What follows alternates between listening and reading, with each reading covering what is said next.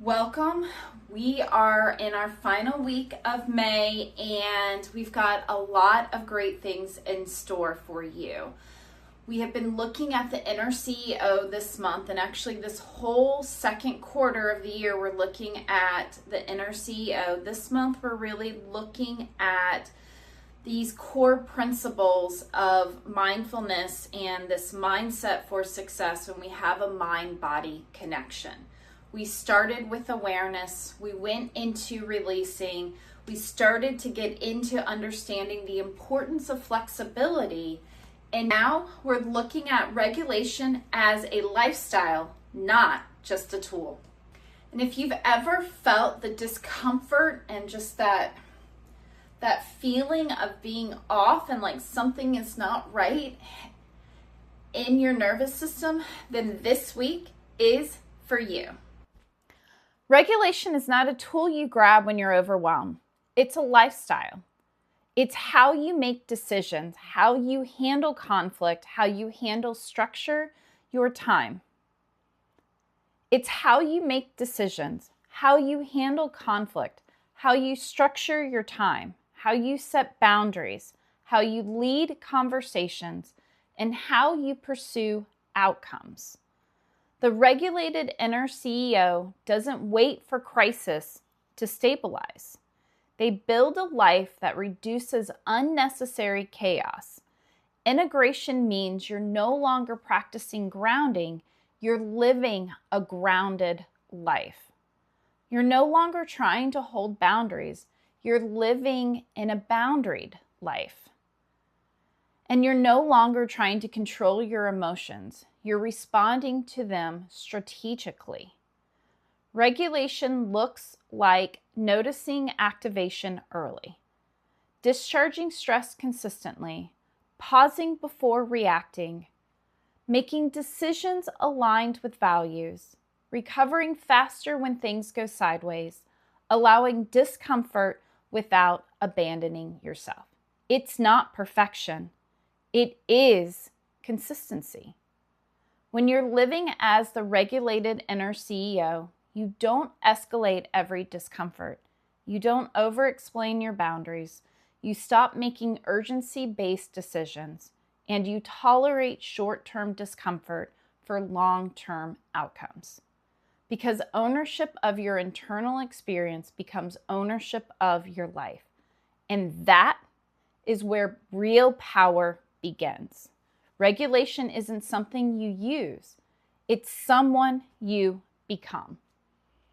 And so as we start to look at building a regulated life, we want to look at the habits that we have, these rituals that we get into, this dedication that we build that gives us that consistency of motion. I tell my clients a lot who have a lot of overwhelm and stress. I actually work with a lot of lawyers and high performance salespeople, so people in corporate America selling corporate products. And imagine those two being a profession of anxious high achievers. And a lot of times they come to me just feeling incredibly overwhelmed. They've kind of met their quota, they've met their billable hours, they're getting actually incredibly large bonuses, and yet they feel depleted. And yet means we're in suffering despair. It's not about these external validators. It's about a grounded self and looking at our internal values. So go back to that building purpose. I'll put a link in on the inner compass. It'll take you everywhere in life. And yet we find that they're so tasked with so many things in their professional life, and they're at an executive level where many of the people who are giving them their task have personal assistants, have partners who can also take care of their personal life so they can focus on the work life. And yet, sometimes all of those things are not necessarily coming together, and it's the struggle of growing and wanting to be in that place and not quite in that place yet. And knowing that there's still personal tasks, there's professional tasks, there's growth tasks, there's self-development tasks, there's business tasks, there's all these overwhelming things. And what we think we should do is do a little bit of all of them at the same time, kind of have one tab churning over here while another tab is open here, and then another tab going on here. And what the experts say, I love me a Pomodoro technique, is that that's not actually how you regulate, and that you're actually not getting as much as you think you're getting with that.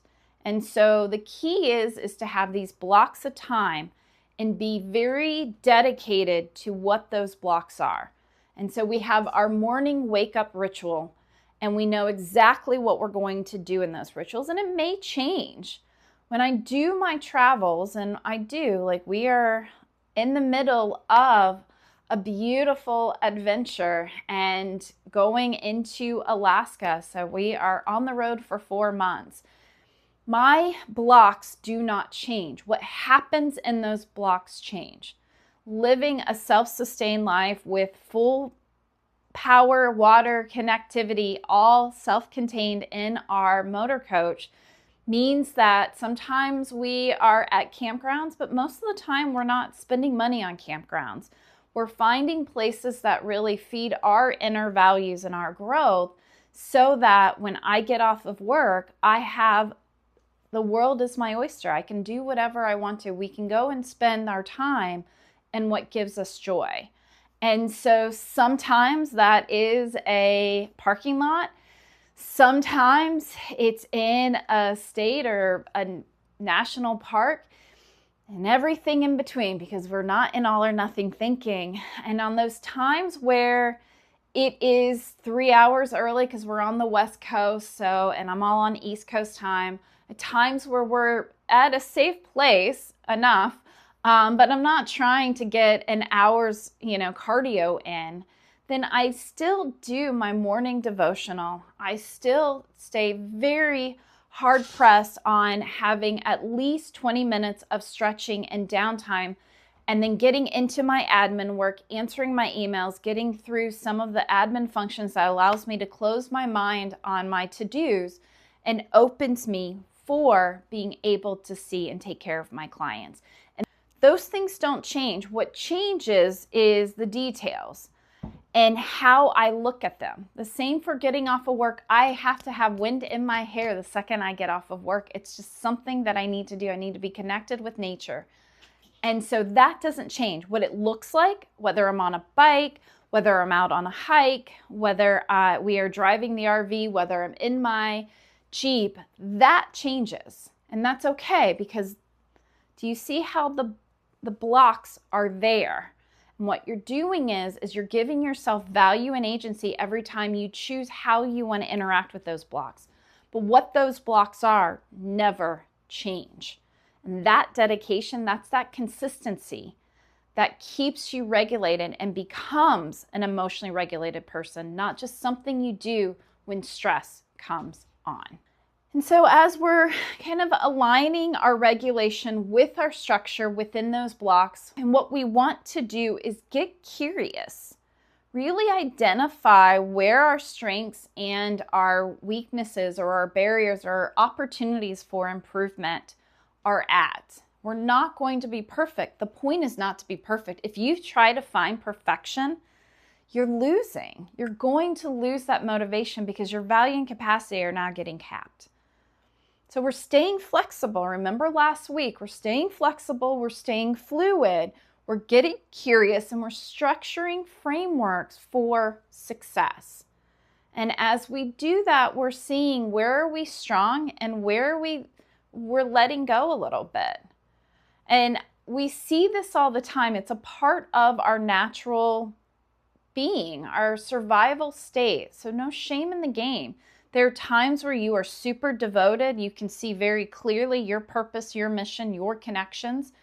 And other times you get lost in these avoidant tactics. And those avoidant tactics will start to reduce you and pull on these old narratives of external validation, perceived expectations.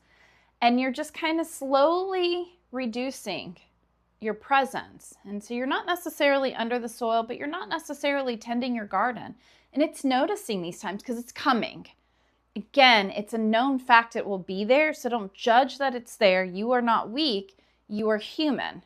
And as you do that and you have that awareness, now you have a better ability to create opportunities and protective forces around those triggers that start to keep you in a reduced state and pull you back up naturally to tending that garden above the soil. And as we build a life that needs less recovery, we're also instigating this taking on the identity of the inner CEO. And so what that looks like is heightened prefrontal executive functions. It means seeing things that are highly overwhelming and complicated and breaking them down into smaller pieces. It means finding the logic over the emotion, not to suppress, but to move towards emotional mastery. It's being able to see that behaviors are predictable. These are all in my Key Steps to Live a Happier and Healthier Life books. It's understanding that behavior is predictable, that our decisions, which is part 1, A Life Worth Living, we actually look at decision making and why under stress we don't make the best decisions. It's looking at behavior being predictable, part 3, interpersonal connectedness, and seeing that our past is really showing up in our present in predictable ways. It's understanding conflict resolution and what it looks like to be on offense or defense, and that these interaction cycles and how we have to control our own half the cycle. It's that universal construct and knowing what's showing up primarily for us because of our past experiences. And all of these things are kind of coming together. It's all in our free Mastering the Inner Game course that we have available to you. So definitely go check it out. And it's going to give you high level ways. And then as we get into, and it's going to allow you a foundation of knowledge so that you can just jump right into the Inner CEO Masterclass that's going to give you a wealth of information that will help you to kind of lean into and build all of these aspects. And so the Inner CEO is something that you develop when you really can create distance. And so for our exclusive content, as I said, all of that distance building and awareness, acceptance, action is going to be in the Rooted Model worksheet below. You have, for a paid subscriber, you also have access to me and Emma. So definitely message us, get onto the community board, put your stuff out there so that you can reflect with others and build that community of growth and understanding and learn where and from other inner CEOs how to effectively mastermind your approach in your life. For those who are still not ready to invest in their growth journey, we have a lot of awareness, so make sure you check out the highlights of the key points. There's lots of great links in below so that you can start your journey on kind of finding your way. We've got lots of great things. I'm here to meet you wherever you are at in your change journey. I'm Jennifer Evans with Empowering Wellness Counseling Solutions. Thank you so much.